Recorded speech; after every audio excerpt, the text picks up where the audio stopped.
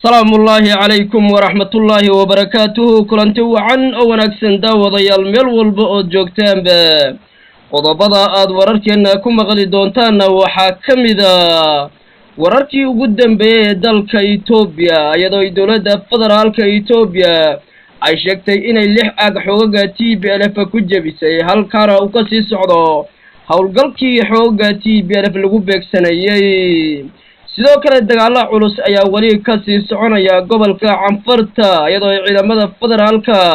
iyo xoogaga TPLF ay isku hardinayaan gacan ku haynta jidka weyn ee ka yimaada dalka Djibouti ee isku xidha magaalada Addis Ababa iyo dalka Djibouti qodobada kale wararkeena ku maqli doontaan waxa kamida Dr. Abiy Ahmed ayaa u hanjabay dawlado badan oo ka tirsan qaaradani Afrika asagoo ku sheegay inay faragelin aan loo meeldayn ay ku hayaan dalka Itoobiya una sheegay dalka Itoobiya inuu ka bixi doono musiibada ku habsatay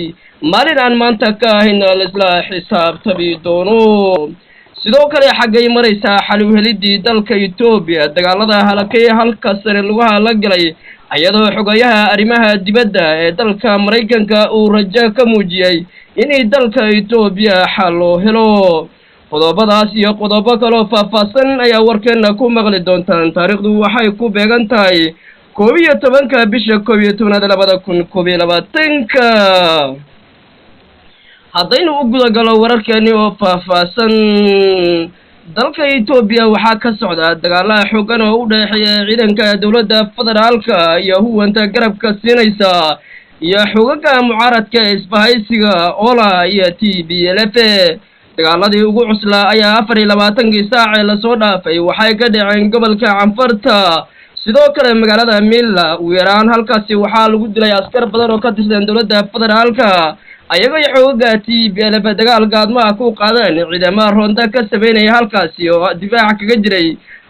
xog ay ka hayeen inay ciidamada TPLF halkaasi ku soo wajahayiin dagaalada culus ayaa halkaasi ku dhaxmaraya ciidamada federaalka iyo huwanta garabka siinaysa sida maleeshiyaadka Canfarta iyo ciidanka gaarka Axmarada dagaalkan oo maalinkii shanaad galay ayaan wali wax guul ah cid ka sheegatay jirin ayadoo dawladda federaalku isku dayso inay xoogaga TPLF ka hortagto inay gacanta u gasho jidkan dheer ka yimaada dalka Djibouti ee qudiya magaalada Addis Ababa hase yeeshee xoogaga TPLF ayaa waxay u arkaan muhiimadii labaad inay tahay inay jidka gacantooda soo galo gabi ahaana ay goodoomiyaan magaalada Addis Ababa ee caasimada dalka Itoobiya xoogaga TPLF ilaa waqtigii ay soo qabsadeen magaalada Dessie ee caasimada gobolka Wollo iyo magaalada istiraatiijiga ee ganacsiga dalka Itoobiya waa Kombolje ayaa hadda dagaalkii ugu xooggan waxay u soo wareejiyeen Canfarta gobolka Canfarta ayaa waxa ay istiraatiijiyada labaad ee dagaalka ka socda dalka Itoobiya ayadoo xoogaga TPLF halkaasi ku soo daabulayaan ciidankii ugu badnaa hase yeeshee dawladda Itoobiya ayaa arrintaasi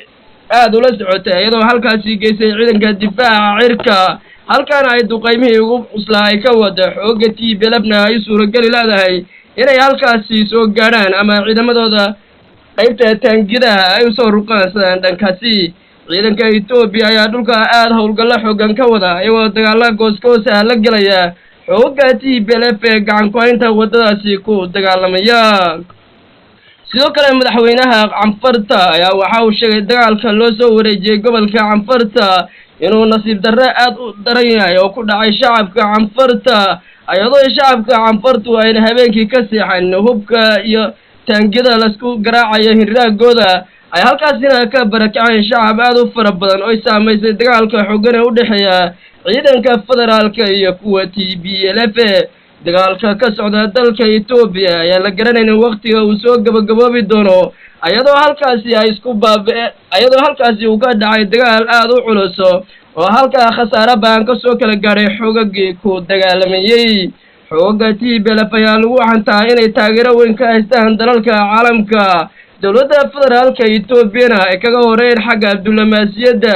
ayadoo la sheegay inay hub casri ah oo dawladda federaalku ayna waqtigan awoodin inay ka hortagto ay u adeegsanayaan dagaalada xooggan ee ka socda dalka Itoobiya ama dagaalada culus ee kula jiraan ciidanka militariga dalka Itoobiya Dr. Abiy Ahmed ayaa horey waxa uu sheegay xoogga TPLF inuu cadow casri ah quudinayo asagoo ku sheegay dalalka Suudaan iyo Masar inay gacan weyn ka geysteen inay xoogga TPLF dagaalkaasi wadaan guulaha hordhacana ay ka dhaliyaan dagaalka ay kula jiraan dowladda federaalka Itoobiya. sidoo kale ra'iisul wasaaraha dalka Itoobiya ayaa waxa uu sheegay qaaradda Afrika dalal ka mid ah inay xoogga TPLF taageero weyn u muujinayaan. sidoo kale dalka Uganda ayuu gacanta ku fiiqay inay taageero hoose siinayaan xoogga TPLF ayadoo taliyaha ciidanka lugta militariga dalka Uganda usbuuc ka hor sheegay inay walaalaha TPLF xasuuq ba'an loo geystay garabna ay ugu baahan yihiin qaaradani Afrika. ra'iisul wasaaraha ayaa waxa uu sheegay dalalka faragelinta culus ka wada dalka Itoobiya hadday ka waantoomi waayaan dagaalka xooggan ay ku hayaan ama faragelinta culus ee ka wadaan dalka Itoobiya inaan maalinaan maanta in la isla xisaabtami doono dalka Itoobiyana musiibada ku habsatay inay ka bixi doono una ku sii jiri doono shacabka Itoobiyana looga baahan yahay dulqaad iyo samir iyo inay garab istaagaan dowladooda ka caawinaysa cadowga raba inuu gudaha Itoobiya burburiyo ama dowladnimada Itoobiya uu saaxada ka saaro dalka Itoobiyana laga dhigo dal aan jirin caalamka ka tirsanayn.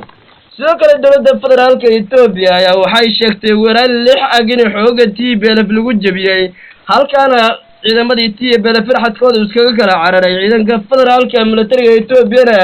ay beegsanayaan xoogga mucaaradka meelaha ku dhuumalaysanay welina howlgalladu ay sii socdaan. dowladda federaalka ayaa guul culus ka sheegatay dagaal ka dhacay gobolka Wollo ama magaalada Desi deegaanada ku heerarsan xoogga TPLF barihi dambe difaaca kaga jireen ayadoo dowladdu sheegtay inay halkaasi guulo hordhaca ka gaadhay maleeshiyaadka axmaaraduna ay ciidanka federaalka aad halkaasi uga caabinayaan. maleeshiyaadka axmaarada ama maleeshiyaadka buraleyda iyo ciidamada jamhadda Fano ayaa ciidanka militariga halkaasi caawimaad badan ka siinaya ayadoo halkaasi laga soo sheegay guulo hordhaca inay ka gaadhay dowladda federaalka Itoobiya. qodobada kale wararkeena ku maqli doontaan waxaa ka mid ah xal u helidii dalka Itoobiya ay dagaaladu halakayeen meel fiican maraysa ayadoo